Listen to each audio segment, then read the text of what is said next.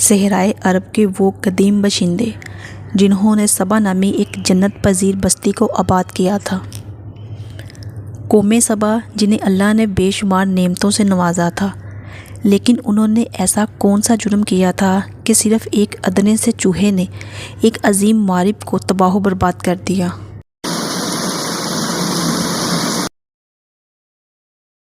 قوم سبا کون تھے اور ان کا انجام کیا ہوا؟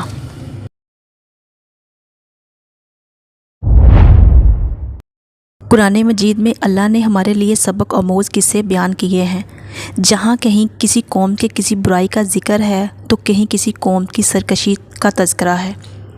ان اقوام پر آنے والے خوفناک عذاب اور ان کے انجام سے نہ صرف قریش مکہ بلکہ اہل کتاب اور اس زمانے کے لوگوں کو ڈرایا گیا، یہاں تک کہ یہ دنیا میں آنے والے تمام انسانوں کے لیے نصیحت ہے۔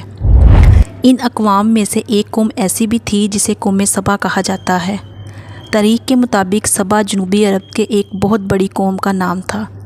قدیم زمانے سے ہی پوری دنیا میں عرب کی اس قوم کو کافی شہرت حاصل تھی۔ 2500 سال قبل از مسیح کے اسوریا اور بابل کے کتب میں اس قوم کا ذکر ملتا ہے، جنہیں ساہوم کہا گیا ہے۔ اسی طرح بابل کی کتاب یرمیہ میں بھی اس قوم کا ذکر آیا ہے۔ تاریخ کو کھنگالنے سے یہ معلوم ہوتا ہے کہ اسلام کے ظہور سے پہلے جزیرہ عرب میں بسنے والے اقوام کو مورخین 3 طبقوں میں تقسیم کرتے ہیں، جو کہ عرب باعدہ، عرب عاربہ اور عرب مستعربہ کہلاتے ہیں۔ بہرحال قوم سبا کا تعلق عربوں کے دوسرے طبقے یعنی عرب عاربہ سے تھا۔ قوم سبا کو سبا اس لیے کہتے ہیں کیونکہ اس علاقے کو سبا نامی ایک شخص نے آباد کیا تھا۔ لہٰذا ابن عباس بیان کرتے ہیں کہ رسول اللہ صلی اللہ علیہ وآلہ وسلم سے سوال کیا گیا کہ سبا کوئی مرد تھا یا کوئی عورت یا کسی ملک کا نام؟ آپ صلی اللہ علیہ وآلہ وسلم نے فرمایا، سبا ایک مرد تھا جس کے 10 بیٹے تھے، ان میں سے 6 یمن چلے گئے اور 4 شام چلے گئے۔ سبا سام بن نو کے بیٹے قحطان کی اولاد تھے، یہی وجہ ہے کہ ان لوگوں کو قحطانی عرب بھی کہا جاتا تھا۔ سبا کا اصل نام عبد الشمس تھا۔ اہل تاریخ نے یہ بھی لکھا ہے کہ عبد الشمس نے اپنے زمانے میں آخری نبی کی بشارت سنائی تھی اور وہ ایک نیک انسان تھا۔ سبا جنوبی عرب کے تمام قبائل کا جد امجد تھا۔ اس نے یمن کا مشہور شہر مارب کو آباد کیا تھا۔ ابن قاسم نے یہ بھی لکھا ہے کہ سبا بعد میں یمن کے بادشاہوں کا لقب ہو گیا تھا اور ملکہ سبا یعنی بلقیس کا تعلق بھی اسی سلطنت سے تھا۔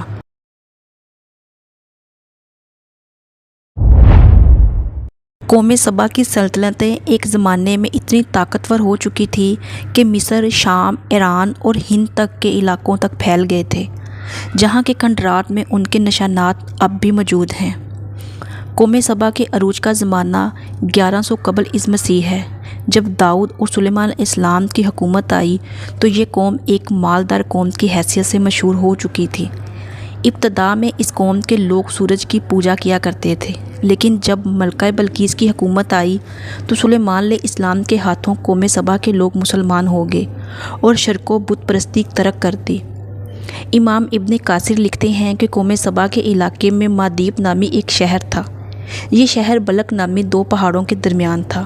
پہاڑوں سے بارش کا پانی آنے کی صورت میں یہ شہر ہمیشہ سیلابوں کی زد میں رہتا، لہٰذا اس شہر کے بادشاہوں نے، جس میں ملکہ بلقیس کا نام بھی آتا ہے، دونوں پہاڑوں کے درمیان ایک مضبوط بند تعمیر کیا جس نے سیلاب کو روک کر پانی کا ذخیرہ بنا دیا۔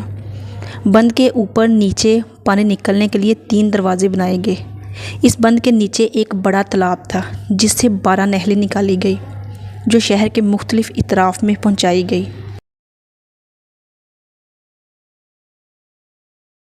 دونوں پہاڑوں کے کناروں پر باغات لگائے گئے تھے جس میں طرح طرح کے درخت اور ہر قسم کے پھل بکثرت پیدا ہوتے تھے۔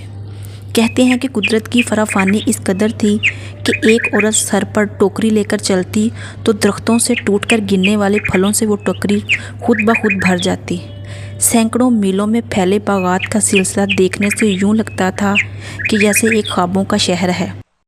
قسم قسم پھلدار درختوں اور پھولوں کی کثرت سے پورا علاقہ معطر ہو گیا تھا۔ جب ہوا چلتی تو خوشبو سے لوگ لطف اندوز ہوا کرتے تھے۔ وہی خود اس علاقے میں عود، عنبر، مشک، دارچینی اور بے شمار چیزوں کی پیداوار ہوتی تھی۔ اللہ نے اس علاقے کو بلدیہ طیبہ قرار دیا ہے، جس میں سردی گرمی کا اعتدال اور آب و ہوا ایسی صحت بخش کہ پورے شہر میں مچھر، مکھی، سانپ، بچھو جیسے موذی جانور کا نام و نشان بھی نہیں تھا۔ کہتے ہیں کہ ملکہ بلقیس سے سلیمان علیہ السلام کا رشتہ ہو جانے کے بعد قوم سبا ایک لمبے عرصے تک توحید پر گامزن رہے، مگر بعد میں انہوں نے بغاوت اور سرکشی شروع کر دی۔ ان کے اندر شرک و بت پرستی کا زور ہو گیا۔ انہوں نے چاند دیوتا، زہرہ ستارہ، سورج دیوی اور اس طرح کے بہت سارے باطل دیوی دیوتاؤں کی پوجا شروع کر دی۔ نہ صرف شرک و بت پرستی بلکہ قوم سبا کے لوگ نہایت ہی عیش پسند اور اللہ کے ناشکرے بن گئے تھے اور مال و دولت کے نشے میں چور ہو چکے تھے۔ وہ خدا کی یاد سے غافل ہو گئے۔ اتنے ساری نعمتوں اور راحتوں کی فراوانی کے باوجود وہ اللہ کو بھول بیٹھے اور دنیا کی دل فریبیوں میں ہی مست ہو گئے۔ قوم سبا کے لوگ اسراف کرنے لگے تھے اور خدا کی دی ہوئی نعمتوں کو بے جا برباد کرنے لگے تھے۔ حالت یہ تھی کہ یہ لوگ خالص گندم کی بنی روٹیوں سے بچوں کے بدن کی گندگی صاف کیا کرتے تھے۔ بعد میں ان گندی روٹیوں کو اکٹھا کرنے سے ایک پہاڑ بن گیا تھا۔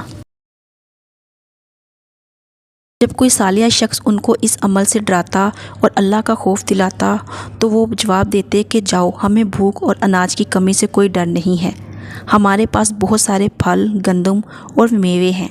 غرض یہ کہ نعمتوں کی کثرت نے انہیں غافل کر دیا۔ کہتے ہیں کہ وقتاً و وقتاً قوم سبا کی طرف 13 پیغمبر مبعوث کیے گئے تھے، لیکن ان 13 پیغمبروں کا ذکر قرآن و حدیث یا کسی بھی تاریخی حوالے میں موجود نہیں ہے۔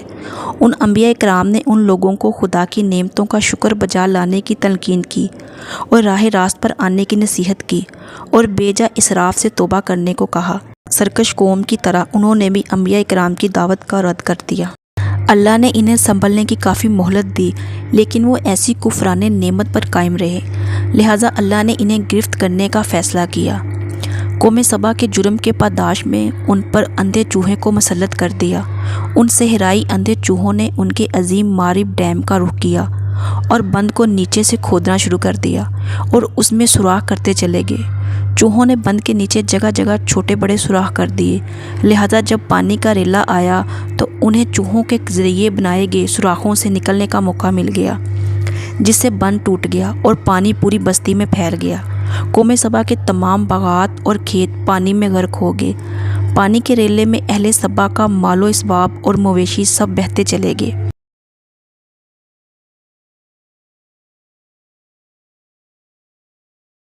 اہل سبا کے خوبصورت سجے سجائے محلات، مکانات ویران ہو گئے۔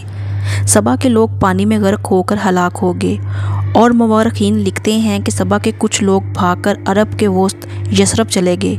یہ قبیلہ اوس خزرج تھا، جنہوں نے بعد میں مدینہ شہر کو آباد کیا، اور ان کا جد امجد عمر بن عامر نامی شخص تھا۔